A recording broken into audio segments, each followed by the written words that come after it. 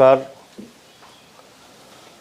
पूरे उत्तर प्रदेश में इस वक्त स्मार्ट मीटर को लेके लोगों के मन में गुस्सा है, आक्रोश है, नाराजगी है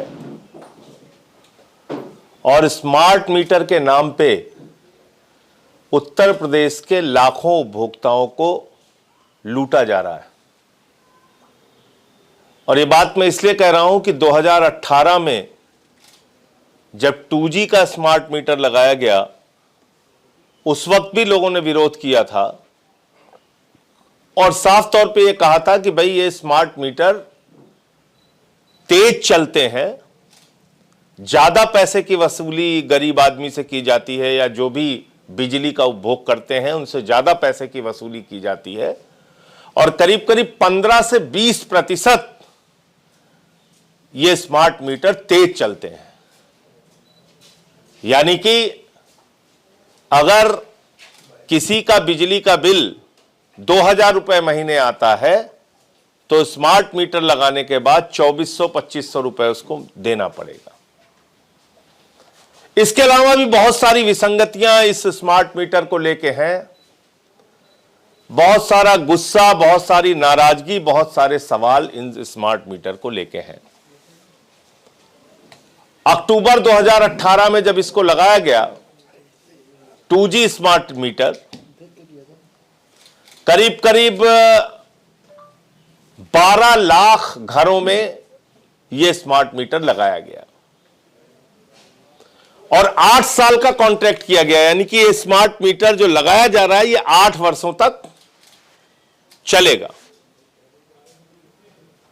और यह भी कहा गया कि ये स्मार्ट मीटर जो है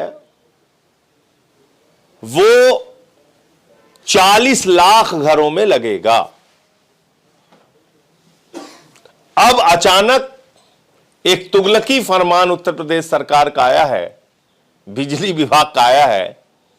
वो कह रहे हैं नहीं साहब, अब ये 2G नहीं, अब ये 2G सब हटाए जाएंगे, अब 4G मीटर लगाया जाएगा। अब ये 2G हट जाएगा, अब ये 4G मीटर लगेगा। तो आपका जब भी मन हो रहा है, जैसे भी मन हो रहा है, आप इस प्रदेश की जनता को लूटने में लगे हुए हैं। 959 करोड़ रुपए प्रदेश की जनता की गाढ़ी कमाई का पैसा वो किससे वसूला जाए, किससे मांगा जाए, कौन इसके लिए जिम्मेदार है?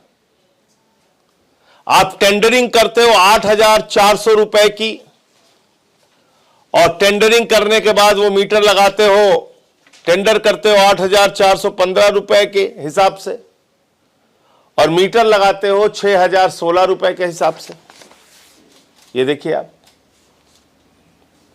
इसमें आपने घपला किया, घोटाला किया और अब आप कह रहे हैं वो 2G का मीटर बदला जाएगा, 4G लगाएंगे।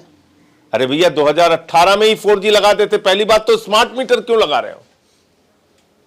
और ये प्रीपेड स्मार्ट मीटर का जो संकट है वो कितना बड़ा होने वाला है आप अंदाजा लगा सकते हैं कि इसमें जैसे ही पैसा खत्म होगा आपके घर की बिजली खत्म हो जाएगी। पैसा खत्म, बिजली खत्म, आप अंधेरे में रहने के लिए मजबूर होंगे। भीषण गर्मी हो, आपके बच्चे रोते हो, बिलखते हो, चीखते हो। मई जून के महीने में जब भीषण गर्मी पड़ती है, पैसा अगर आपका खत्म हो गया तो आपकी बिजली गुल, आपके बच्चे रोते रहे फिर। और दूसरा इसमें सबसे बड़ी विसंगति क्या है? भाई बिजली एक दाम में खरीदती है ना सरकार, 5 रुपए यूनिट, फिर आपको 6 रुपए 7 रुपए यूनिट बेचते हैं, 4 रुपए यूनिट, लेकिन आपसे तो एक फिक्स रेट लेते हैं वो। अब इसमें प्रीपेड में क्या है? टाइम के हिसाब से आपसे वसूली होगी। ये पीक आवर है तो पैसा ज्यादा देना पड़ेगा, किसी समय पीक आवर नहीं है तो पैसा कम देना पड़ेगा। ये कौन सा नियम है? पहले तो आपने यूनिट के हिसाब से रेट फिक्स किया था, वही बहुत ज्यादा था। अब आप कह रहे हैं टाइम के हिसाब से आप रेट फिक्स करेंगे। यानी कि गर्मी के महीने में गरीब आदमी तो उत्तर प्रदेश के लोग तो बर्बाद हो जाएंगे। आप कहेंगे बिजली की खपत ज्यादा है, बहुत महंगी बिजली हमें खरीदनी पड़ रही है, बहुत महंगी आपसे वसूली जाएगी, आपको पता भी नहीं चलेगा। वो कह देंगे मई के दोपहर में 1 बजे प्रति यूनिट बिजली का दाम होगा 25 रुपए, आपको पता भी नहीं चलेगा।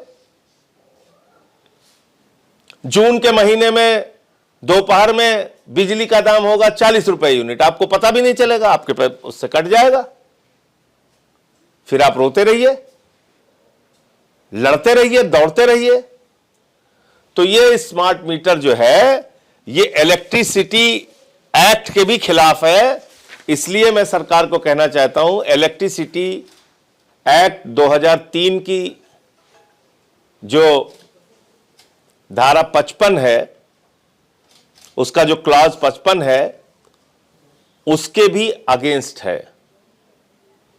इसमें साफ तौर पे कहा गया है उपभोक्ता की अनुमति के बगैर, उसकी सहमति के बगैर आप किसी भी घर में स्मार्ट मीटर नहीं लगा सकते हैं। उसमें उसकी सहमति चाहिए होती है, आप जबरन नहीं लगा सकते स्मार्ट मीटर। तो स्मार्ट मीटर का आम आदमी पार्टी उत्तर प्रदेश विरोध करती है और इसकी लड़ाई सड़क से लेके देश की संसद से लेकर और न्यायालय तक जरूरत पड़ी तो हम लोग लड़ेंगे, क्योंकि ये इलेक्ट्रिसिटी एक्ट 2003 के भी खिलाफ है।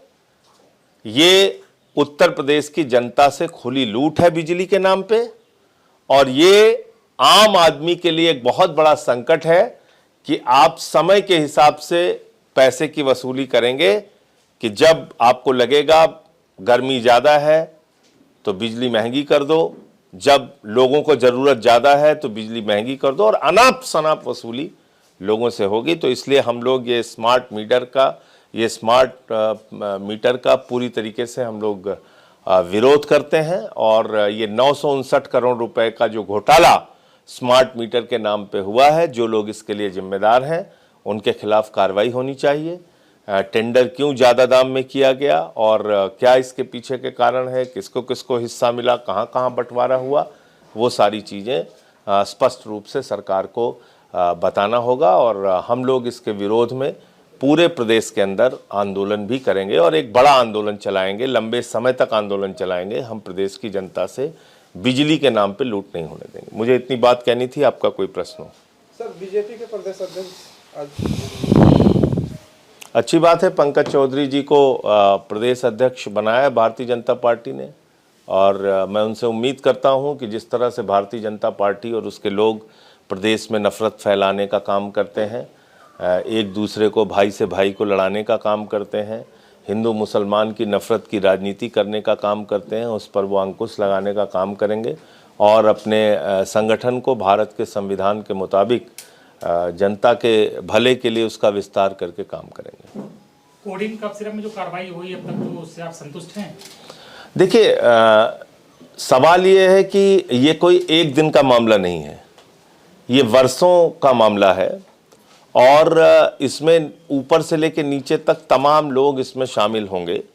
जब तक इसकी एक जुडिशियल इंक्वायरी या सीबीआई के द्वारा इंक्वायरी नहीं होती, और मनी लॉन्ड्रिंग का मामला है, बाहर पैसा भेजा गया है और बाहर से पैसा मंगाया गया है, तो जब तक इसमें केंद्रीय एजेंसियां शामिल नहीं होंगी तब तक इसका सच सामने नहीं आ सकता है।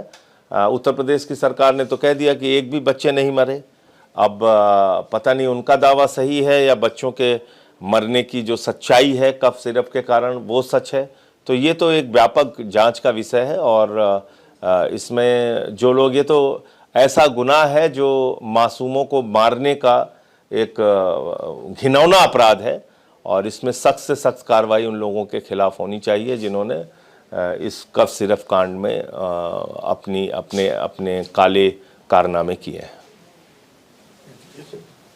सर, बीजेपी ने वंदे मातरम में 150 साल का जो जश्न चलाया है, उस पर आप क्या कहते हैं?